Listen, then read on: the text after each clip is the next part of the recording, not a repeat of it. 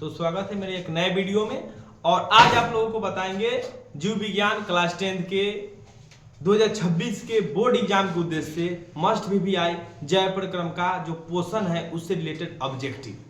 और इसमें total PY के ऑब्जेक्टिव भी शामिल है। PY के मतलब हुआ पहले के पूछल गेल प्रश्न को PYQ क्वेश्चन कहते हैं। ठीक है, तो चलिए अब हम बताते हैं, बात को ज्यादा बढ़ाएंगे नहीं, सिर्फ इतने बात बता देते हैं। अगर आपको इस क्लास 10 का सभी विषयों का VVI नोट्स या फुल लेंथ नोट्स, पूरा सिलेबस का नोट्स, क्वेश्चन वाइज प्रश्न वाइज मतलब टोटल चाहिए बिल्कुल फ्री में, तो हमारे 62 जो मोबाइल नंबर पे उस पर व्हाट्सअप करें और फ्री में नोट्स पाएं और इसका लाभ उठाएं। ठीक है, चलिए अब ध्यान से सुनिए, हम शुरू करते हैं। पहला प्रश्न देखिए क्या है आप लोग भी, कि पत्तियों में गैसों का आदान प्रदान कैसे होता है। पहले ध्यान से सुनिए, मान लीजिए पत्ता है, अरे बउआ तो पत्ता ना है तो और कलर ना हो, मान लीजिए आपका पत्ता है,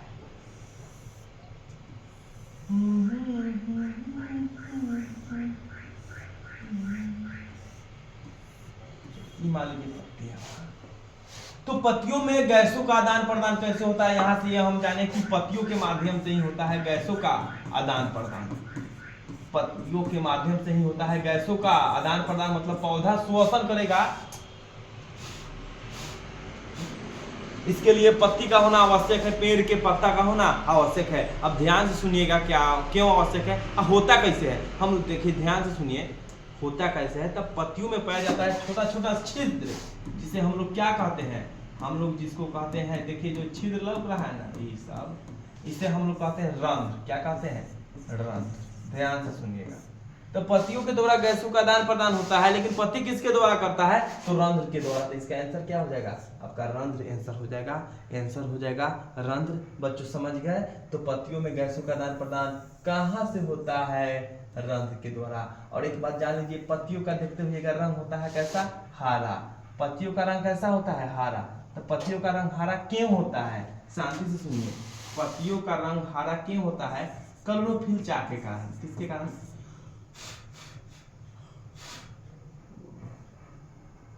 क्लोरोफिल के कारण। क्लोरोफिल के कारण पत्तियों का हरा रंग किसके कारण, क्लोरोफिल के कारण।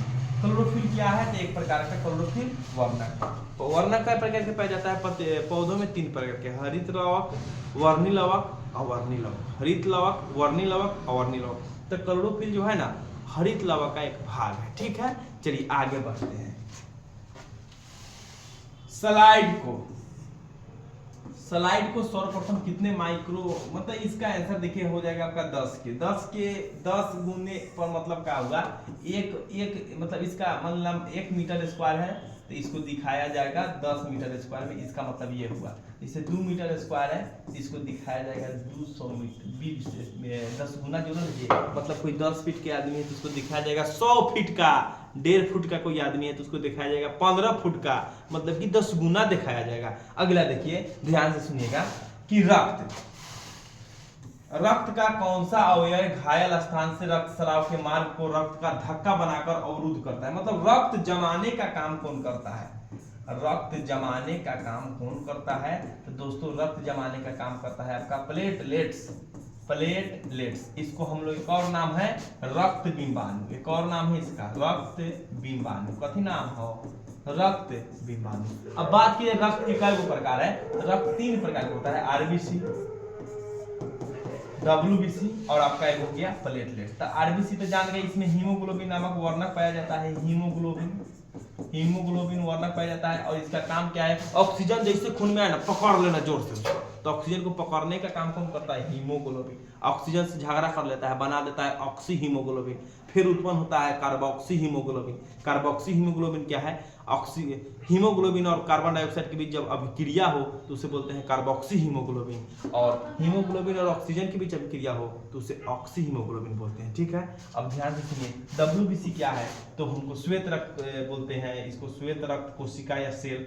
अब ध्यान से सुनिएगा, वो व्हाइट ब्लड सेल, यह खाना उना खाते हैं, इसके साथ जितना भी जीवाणु है, कुल भाषा में कीटाणुओं का भक्षण करता है WBC। ठीक है, प्लेटलेट्स के बारे में तो क्वेश्चन ही था, रक्त को जमने का काम करता है। अब सुनिएगा, हृदय से रक्त को संपूर्ण शरीर में पंप कौन करता है, हृदय से रक्त को संपूर्ण शरीर में पंप कौन करता है, ध्यान से सुनिएगा। तो हृदय से रक्त को पूरे शरीर में पंप कौन करता है अभी बताते हैं, ध्यान से सुनिए, पहले जान लीजिए ध्यान से।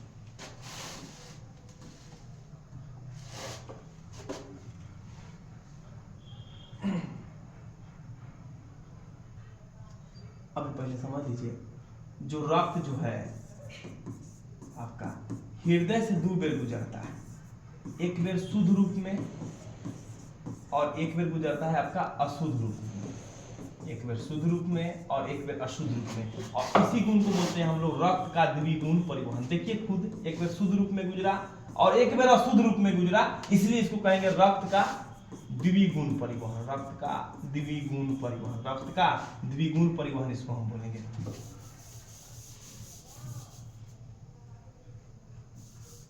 समझा ना, इसको साफ नहीं किया गया करता है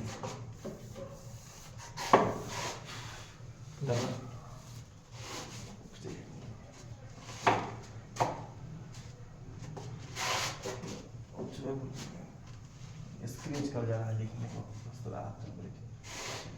तो क्या बोलेंगे, रक्त का द्विगुण परिवहन। अब बात आता है कि हृदय से रक्त को रुधिर भी बोलते हैं। संपूर्ण शरीर में कौन भेजता है, तो ये भेजता है नीलय। कौन भेजता है, नीलय भेजता है। नीलय 2 प्रकार के, दया नीलय, बाया नीलय। अलिंद 2 प्रकार के, दया अलिंद, बाया अलिंद, ठीक है। अब ध्यान सुनिएगा, पादप में जाइलम उत्तरदायी है। प्रश्न है आपका, पादप में जाइलम उत्तरदायी है। देखिए ध्यान से, पादप में जो है ना 2 गो उत्तक होता है मुख्य रूप से। एगो होता है आपका फ्लोएम उत्तक, एगो होता है जाइलम उत्तक। एगो को बोलते हैं फ्लोएम, एगो क्या बोलते हैं, एगो को बोलेंगे जाइलम। तो ज से जाइलम, तो ज से जल, तो जल का परिवहन कौन करता है, जाइलम। अब फ्लोएम मतलब फूड, फूड मतलब समझते रहिएगा खाद्य पदार्थ, तो खाद्य पदार्थों का स्थानांतरण कौन करता है, फ्लोएम करता है। जल का जाइलम, खाद्य पदार्थों का फ्लोएम, ज से जल, ज से जाइलम।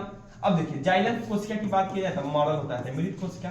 फ्लोएम की कोशिका कैसा हो जाएगा आपका, जीवित कोशिका होता है फ्लोएम का। इसके अलावा फ्लोएम में जो है ना ऊपर नीचे दोनों तरफ प्रवाह होता है, ऊपर और नीचे। और जाइलम में केवल ऊपर की ओर, ठीक है। तो हम क्या समझे, जाइलम जल का वहन करता है, जाइलम की कोशिका जीवित मरल होती है और फ्लोएम की कोशिका जीवित होता है, ठीक है। और फ्लोएम खाद्य पदार्थों का परिवहन करता है और जाइलम जल का परिवहन करता है। और इन दोनों को कुल मिलाकर हम लोग कहते हैं संवहन उत्तक, संवहन उत्तक। और संवहन उत्तक ही मिलकर संवहन बंडल का निर्माण करता है, संवहन बंडल। चलिए फिर से चलिए, अभी तो इसका आंसर कौन दे दो, जल का वहन। अगला देखिए,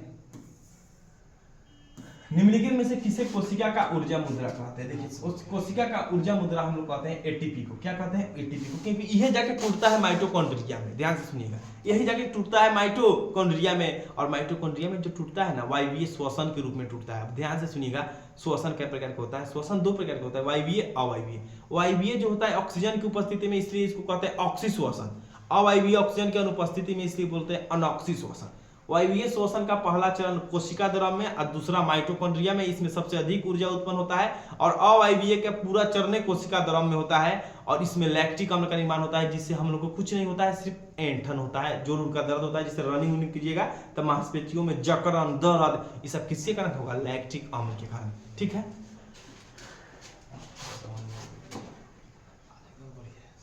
चलिए ध्यान से सुनिएगा, आहार नाल का सबसे लंबा भाग क्या है। देखिए आहार नाल क्या है, पाचन से संबंधित जितना भी प्रकार का तंत्र है उसी को कहते हैं हम लोग आहार नाल। क्या कहते हैं, आहार नाल। तो समझिएगा, आहार नाल का शुरुआत मुख से होता है। मुख मतलब मुंह। अब मुख में क्या चीज का पाचन होता है, एक बात याद, पाचन मतलब पचना, कार्बोहाइड्रेट का। तो ये लगी याद रखिएगा। कार्बोहाइड्रेट जो है ना, ग्लूकोजो को कहते हैं। कार्बोहाइड्रेट कैसा लगता है, मीठा। ये लगी याद रखिएगा। चावल हम लोग बहुत चिबा के खाते हैं तो मीठ लगता है, रोटियावा ज्यादा देर चिबा लीजिएगा तो मीठ लगेगा।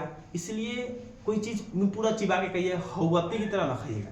देखिए मुख में पाचन किसका होता है, कार्बोहाइड्रेट का। तो अब आहार नाल की बात करते हैं, मुख है, उसके बाद है ग्रास नली। क्या है, ग्रास नली। तो याद रखिएगा, आहार नाल का कौन सा भाग है जहां कोई काम नहीं होता है, तो ग्रास नली में कोनो पाचने ना होता है। नली के सामने देखिए ये ग्रास नली चल गया फेफड़ा के भीतर, ठीक है। अब ध्यान से सुनिएगा, ये सब तो हो गया। इसके बाद आपका आता है आमाशय। बहुत तरह से तरीका है, अब ध्यान से सुनिएगा। तो आहार नाल का सबसे बड़ा भाग बोले ना, तो ये आपका होता है छोटी आंत। छोटी अब पाचन का संपूर्ण कार्य कहाँ पूर्ण होता है? छोटी आंत में। यहाँ पाचन का पूरा कार्य होता है, पचता है भोजन। जल का अवशोषण कहाँ होता है? छोटी आंत में। आमाशय में भोजन जब लेई की तरह रहता है तो उसे क्या बोलते हैं? आराम से लवसन बोल दीजिएगा, काई। क्या बोलेंगे? काई। क्या बोलेंगे? काई। अब सुनिएगा, आहार नल का सबसे लंबा भाग या बड़ा भाग तो छोटी आंत, अगर बोले चौड़ा भाग तो बड़ी आंत।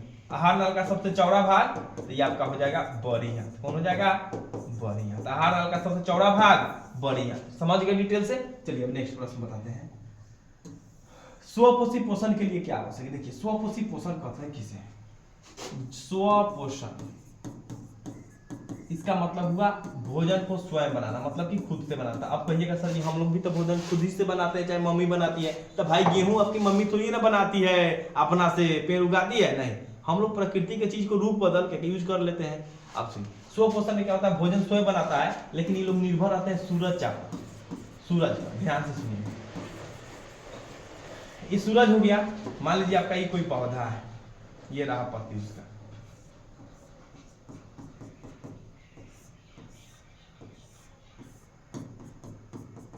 ठीक है, ये रहा पौधा है। चलिए ध्यान से, तो सूरज का रोशनी आएगा, मदद कौन करेगा? O2 CO2। जल से क्या मिल जाएगा? पौधा के जल मिल जाएगा। तो H2O कहां से मिल गया? जल से। अब ध्यान से सुनिएगा, तो सूरज की रोशनी O2 CO2 तो मिल उपयोग हो रहा है, बाद में O2 उत्पन्न होता है। O2 का कोई काम नहीं, O2 बाद में उत्पन्न होता है। सूर्य के प्रकाश, CO2, जल और पतियावा में कौन है? क्लोरोफिल। ये चारों मिलके, हाई हटा ये इसको, रुक जाइए, लाल से घेर देना है, यही बाद में हीरो का एंट्री होगा। क्लोरोफिल, तो सुन से सुनिए, क्लोरोफिल, CO2, H2O और सूर्य प्रकाश, ये चारों मिलके प्रकाश संश्लेषण क्रिया करके पौधा का भोजन बना देता है। इसलिए पौधा भोजन अपना प्रकाश संश्लेषण द्वारा करता है। और प्रकाश संश्लेषण अभिक्रिया के इस सबको बोला जाता है कच्चा पदार्थ। क्या बोलते हैं? कच्चा पदार्थ। तो कच्चा पदार्थ का प्रकाश संश्लेषण के लिए आवश्यक कै गुणे है? 4 गुणे, क्लोरोफिल, CO2, H2O और सूर्य प्रकाश। देखिए क्लोरोफिल कहाँ पाया जाता है? पत्तियों में। CO2 पौधा कहाँ से प्राप्त करता है? वायुमंडल से। और आपका H2O कहाँ से प्राप्त करता है? जल से। कंसेप्ट क्या याद रखेंगे? जल जल जल जल। सूर्य प्रकाश की तब बताना ही नहीं है, सूरज से, चंद्रमा से थोड़ी प्राप्त करेगा। अब ध्यान से सुनिएगा, तो स्व पोषण के लिए आवश्यक क्या है? CO2 सही है सर, क्लोरोफिल ये भी सही है, सूर्य प्रकाश ये भी सही है, इनमें से सभी हो जाएगा आंसर। समझिएगा ध्यान से।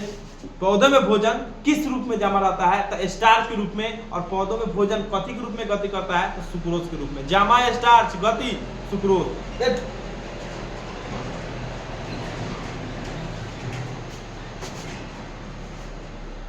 अगला द्विखंडन होता है। चलिए तो जनरल का चैप्टर का हो गया। इथाइल अल्कोहल किस प्रकार के श्वसन का हो गया? प्रकाश संश्लेषण होता है। ध्यान से सुनिए, अभी बताएं। प्रकाश संश्लेषण हरे पौधों में होता है। हरे पौधे क्या कहलाते हैं? अब ध्यान से सुनिए, तब तक आगे का टॉपिक हो गया। हरे पौधे जो है ना आपका उत्पादक कहलाते हैं। आगे पढ़िएगा तो उत्पादक होता है, और इसको जो खाए तो ये उपभोक्ता होता है।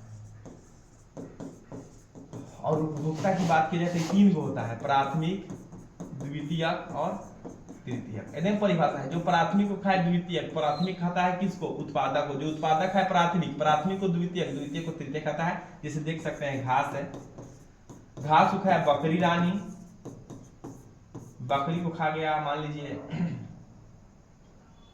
एक मिनट हलवाइए, इस तरह हम थोड़ा भी नहीं हलवाते, आप भी नहीं आएंगे। घास हो गया, घास को खाया खरगोश, खरगोश के बच्चा, इसको खा गया सांप जी, और सांप जी को खा गया चील जी।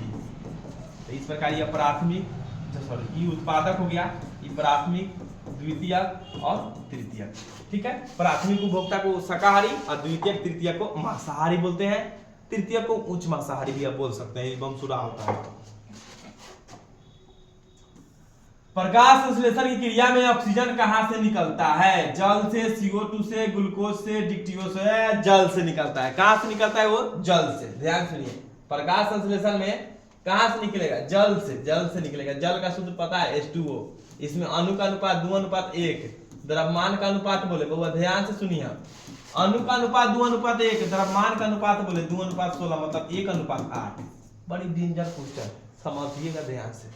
क्यों ऑक्सीजन का द्रव्यमान 16 गो, एगो का तो एगो है तो एक दो गो है। अब बताइए H2 है और CO2 है। आपका H2O क्या है? आपका जल है।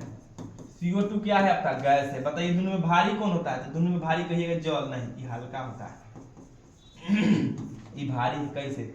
एगो कार्बन के द्रव्यमान 12 गो और ऑक्सीजन 2 गो है तो मतलब 16 दूना 32, इसका हो गया 44 और भार हो गया। अब बताइए द्रव्यमान 44 18 में आप लोग तो अंतर समझबे करते हुएगा। तो H2O और CO2 में भारी कौन होता है? तो CO2 भारी होता है। इसलिए गड्ढा उद्धा में आदमी का दम घुट के मर जाता है CO2 गैस के कारण। मस्तिष्क उत्तरदायी है सोचने समझने। चलिए अगला डरा गया है। मैग्नीशियम पाया जाता है, क्लोरोफिल में मैग्नीशियम पाया जाता है। आपका क्लोरोफिल में मैग्नीशियम पाया जाता है। क्लोरोफिल के कारण पत्तियों का रंग हरा होता है। क्लोरोफिल एक हरित लवक का भाग है, वर्णक है। वर्णक 3 प्रकार के, वर्णी लवक, अवर्णी लवक और हरित लवक, ठीक है। अगला चैप्टर के देखे आगे। पौधों में श्वसन। प्रकृति में ऑक्सीजन का संतुलन कैसे बना है? तो प्रकृति में ऑक्सीजन का संतुलन प्रकाश संश्लेषण के द्वारा बना है। प्रकाश संश्लेषण के बारे में हम बहुत अच्छा से समझा दिए हैं। पौधे अपना भोजन इसी प्रक्रिया द्वारा करते हैं। मानव हृदय के कितने कोष्ठ होते हैं? 4 कोष्ठ होते हैं। चलिए कोई बात नहीं। मानव हृदय का औसत है सब अगला। पौधों में वाष्पोत्सर्जन किस भाग में होता है? चलिए ध्यान सुनिएगा। पौधों में वाष्पोत्सर्जन सभी भाग में होता है। जड़ से भी, तना से भी, पत्ता से भी, फूल से, सभी भागों से होता है, ठीक है। तो बच्चों ये सब पहला। अब इसके बाद देखिए यकृत से निम्न में से कौन सा रस निकलता है? यकृत से आप याद रखिएगा, यकृत से पहले शरीर का सबसे बड़ा ग्रंथि कौन है? तो यकृत है। और इससे कौन रस निकलता है? पीत रस निकलता है। यकृत से कौन रस निकलता है? पीत रस निकलता है। इनमें से सामान्यतः किसका उपयोग कोशिका द्वारा ऊर्जा के रूप में करते हैं? तो कोशिका द्वारा ऊर्जा के रूप में हमेशा उपयोग हुआ ग्लूकोज का। ग्लूकोज का सूत्र क्या होता है? C6H12O6।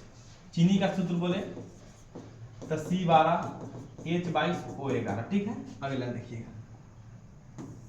डायलिसिस मशीन द्वारा रक्त के शुद्धिकरण क्रिया को क्या कहते हैं? हीमोडायलिसिस कहते हैं। जब किसी कारणवश किडनी बढ़िया से काम नहीं करता है तो इस क्रिया को कहते हैं डायलिसिस।